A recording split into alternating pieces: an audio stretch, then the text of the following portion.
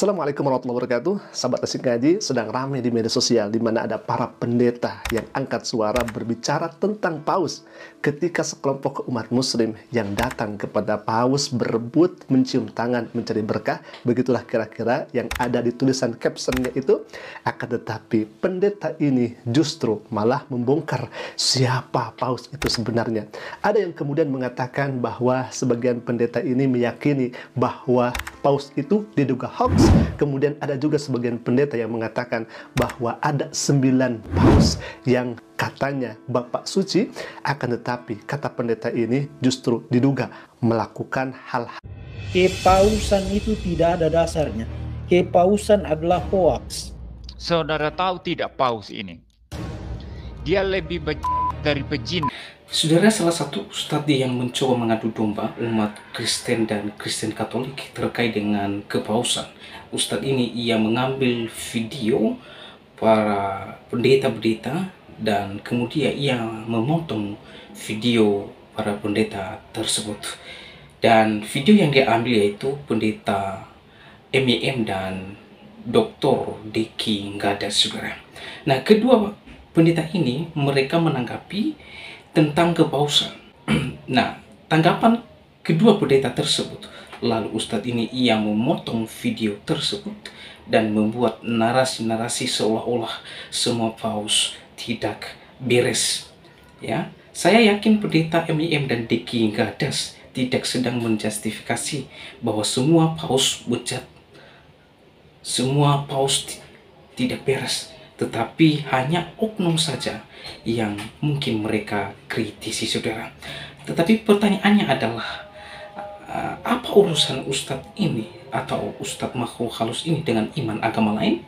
Yuk, mari kita simak dan mendengarkan ocehan ustadz ini terkait dengan potongan-potongan video yang dia ambil dan dia buat narasi seolah-olah menyerang iman Katolik. Inilah dia videonya yang berikut ini. Hal yang sangat keji. Apabila kami tampilkan ini bukan kita niatan untuk menghujat dan sebagainya. Itu yang kita harus buang jauh-jauh. Akan tetapi kami tampilkan ini untuk pengetahuan bagi kita. Setelah kita tahu, kita akan memahami terkait daripada perbedaan pandangan antara Katolik dan Protestan. Dan sudah menjadi hal yang sangat lumrah ketika kita masuk ke perguruan tinggi, ada kemudian namanya disiplin ilmu, yaitu perbandingan agama atau perbandingan madhab dan lain sebagainya. Kita akan langsung saja tampilkan bagaimana pendeta MIM yang akan berbicara tentang kepausan, dan mohon kiranya wabil khusus kepada umat muslim yang justru, mohon maaf, kami katakan mencium keningnya, mencium tangannya, apalagi dengan niatan untuk mencari berkah, maka hal ini yang harus kemudian diketahui. Jangankan umat muslim saja sangat keras berkomentar tentang kepausan ini. Kita akan saksikan bersama. Silakan ya, ikhwah. Mengenai pengajaran para paus, mengenai gaya hidup para paus. Salah satu paus yang saya sudah bahas di dalam video saya yang lalu, ya, itu adalah Paus Yohanes yang ke-12. Saudara tahu tidak paus ini? Dia lebih bejat dari pejinah. Dia lebih bejat dari penjahat kelamin. Dia lebih bejat dari apa yang di dalam dunia sekuler sekarang itu dikutuk sebagai kejahatan besar, ya. Orang-orang pedofil, orang-orang yang melakukan pelecehan seksual kepada anak-anak, kepada perempuan yang tidak berdaya. Ini Paus Yohanes ke-12 ini lebih bejat dari itu. Bayangkan seorang pesiarah, seorang pesiarah datang ke kepausan, masih perawan, seorang perempuan diperkosa oleh Paus Yohanes yang ke-12 ini. Ya, dan Paus Yohanes yang ke-12 ini seumur hidupnya itu hanya berzina saja. Pokoknya kerjaannya berzina sampai suatu saat dia berzina dengan istri orang, dan suami istri orang itu membunuh Paus Yohanes yang ke-12 ini dan mati terbunuh saat berzina. Mati terbunuh saat bersetubuh dan istri orang. Inikah paus yang suci, yang perkataannya infallible? Ini baru satu contoh, saudara. Masih banyak paus-paus yang bejat kelakuannya itu, saudara. Terlalu banyak dalam sejarah itu para paus itu yang bejat kelakuannya. Mereka adalah penjahat kelamin, mereka adalah penipu, mereka adalah penyogok, ya, penyuap, korup, ya, untuk membeli tahta kepausan. Itu mereka itu menyuap, menyogok. Mungkin saudara saya anjurkan untuk menonton video saya yang lalu, ya. Mungkin saya screen sedikit, ya, karena secara ringkas saya ada membahas sekitar mungkin 9 paus yang terbejat di dalam sejarah gereja, ya. Baik, ikhwah, barusan kita sudah mendengarkan apa yang disampaikan oleh pendeta MYM. Jadi, umat Katolik meyakini bahwa paus itu adalah Bapa Suci. Baik, di sini ada sebuah pemberitaan dari Katolisitas. Artinya, website ini dimiliki oleh orang Katolik mengenai paus Bapa Suci. Di halaman ini dikatakan bahwa umat Katolik memanggil paus Bapa Suci sebagai tanda hormat sebab kita mengakui bahwa ia telah dipanggil oleh Kristus untuk menjadi gambaran kekudusan dan kebapaan dari Tuhan sendiri. Artinya, umat Katolik mengklaim bahwa paus itu adalah Bapa Suci di dalam websitenya umat Katolik itu sendiri. Sedangkan umat Kristen yang Protestan tentunya tidak meyakini bahwa paus itu adalah Bapa Suci, karena ada 9 paus yang diduga itu melakukan hal yang tidak dibenarkan. Di dalam pandangan Katolik, paus disebut sebagai Bapa Suci, penerus langsung Santo Petrus. Siapa Santo Petrus ini? Santo Petrus dianggap sebagai pesuruh Yesus yang sangat penting dalam tradisi Kristen Katolik. Santo Petrus adalah seorang nelayan dari Galilea yang menjadi salah satu pengikut Yesus. Nama aslinya adalah Simon, dan Santo Petrus ini dianggap sebagai penerus Yesus, penyebar Bible, kepemimpinannya di Roma. Menurut tradisi, Santo Petrus pindah ke Roma, di mana ia menjadi pemimpin gereja Kristen di sana. Ia kemudian mengalami martir di Roma dan diyakini telah disalibkan terbalik sesuai dengan keinginannya agar tidak sama dengan disalibkannya Yesus. Banyak denominasi Protestan menolak klaim otoritas paus sebagai penerus langsung Santo Petrus. Mereka cenderung menganggap bahwa otoritas tertinggi dalam gereja adalah Bible.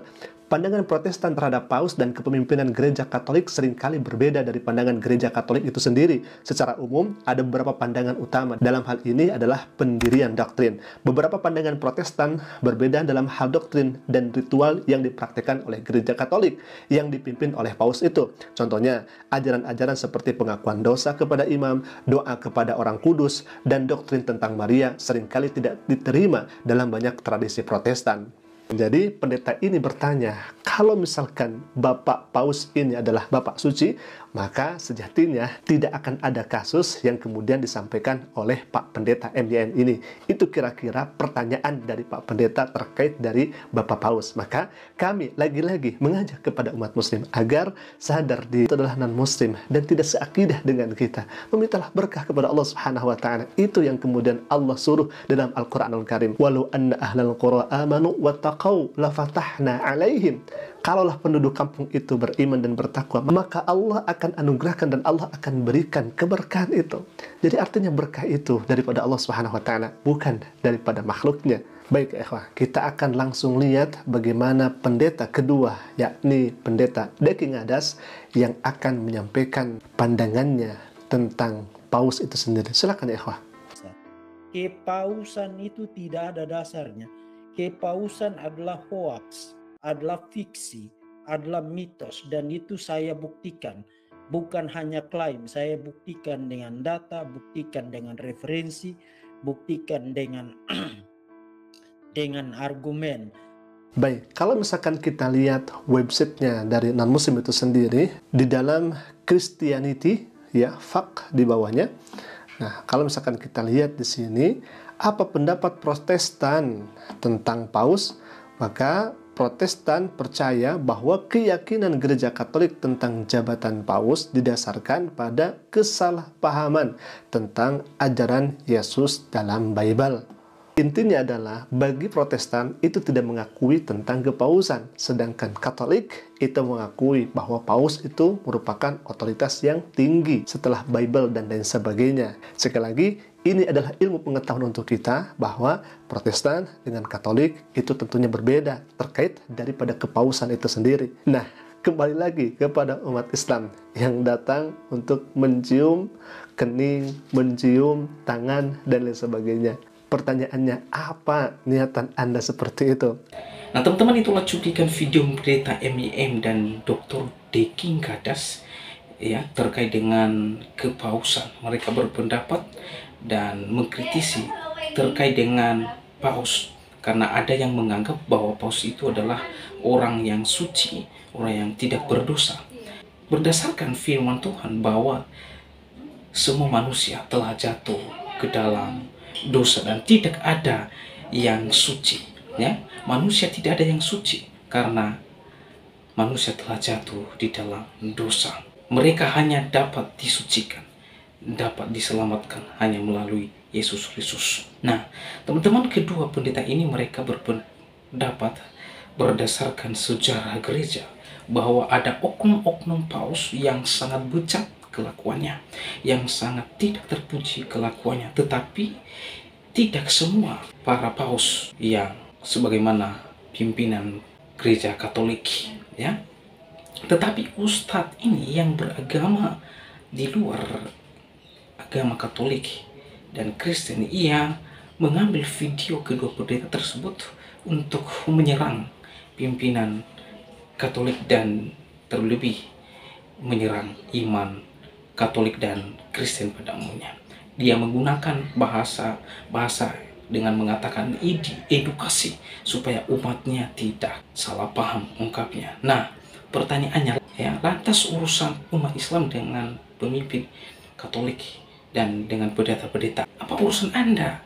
Anda punya iman, silakan bahas ajaran dan doktrin dan keyakinan Anda.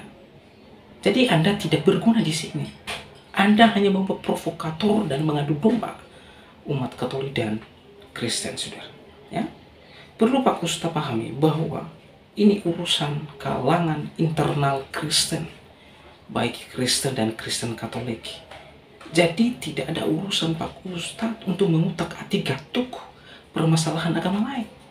Ya, Pak Ustadz tidak paham, tidak mengerti sama sekali terkait dengan sejarah gereja Katolik. Lalu Anda datang muncul di media sosial dengan membawa data-data yang Anda tidak paham sama sekali. Narasi Anda adalah mengadu domba umat Kristen dan Kristen Katolik. Saya katakan stop Anda mengutak-atik gatuk agama lain. Ya, saya percaya bahwa pendeta MIM dan pendeta Dr. Deking Gadas tidak sedang menyudutkan dan membenci paus dan semua paus, tidak. Tetapi mereka memberikan edukasi bahwa berdasarkan sejarah bahwa ada oknum paus yang tidak beres hidupnya, ya, bahkan kehidupannya sangat tidak terpuji. Dan itulah yang mereka ungkapkan di media sosial, bukan mereka menyerang pemimpin gereja Katolik, bukan. Tetapi ustadz ini yang mengambil potongan-potongan video tersebut dan menarasikan, dan terus ia menyerang iman agama lain. Sementara ini masalah internal Kristen Katolik dan Kristen pada umumnya. Jadi oleh sebab itu, memang benar di sepanjang sejarah bahwa ada oknum-oknum paus yang sikap dan kelakuan hidupnya tidak terpuji. Jadi pertanyaannya, urusan kamu di sini apa? Ini iman kekristenan, bukan iman Anda. Jadi narasi yang Anda bangun, yang Anda sampaikan itu tidak tepat. Anda memasuki kamar orang lain, sementara Anda tidak tahu apa yang terjadi sebenarnya di dalam kamar tersebut. Lalu Anda mengutak-ngatik gatuk. Jadi stop mengadu domba. Bahas kitab suci, bahas ajaran agama, bahas doktrin agama. Jangan masuk ke kamar orang lain. Sebab jika engkau masuk kamar orang lain tanpa engkau mengetahui, engkau sudah membuat narasi-narasi yang mengadu domba Kristen Katolik dan Kristen. Oleh sebab itu, saudara, bagaimana tanggapan dan pendapat saudara setelah menyaksikan videonya? Yuk viralkan video ini supaya orang ini perlu kita waspadai. Orang ini saya lihat dia adalah seorang pemuka agama atau seorang ustadz, tetapi ia menyerang agama lain dengan mengambil potongan-potongan video seolah-olah para pendeta membenci paus. Saya percaya bahwa pendeta MIM dan Dr. Deki Ngadas tidak sedang menyerang kepribadian Paus Fransiskus, tetapi mereka mengungkapkan berdasarkan fakta sejarah bahwa memang tidak semua paus beres hidupnya. Ya. Jadi itulah yang disampaikan, yang diungkapkan oleh pendeta MIM dan Dr. Deki Ngadas. Ya. Oleh karena itu, demikian video saya kali ini. Sampai bertemu di video selanjutnya. Tuhan Yesus memberkati kita semua. Shalom.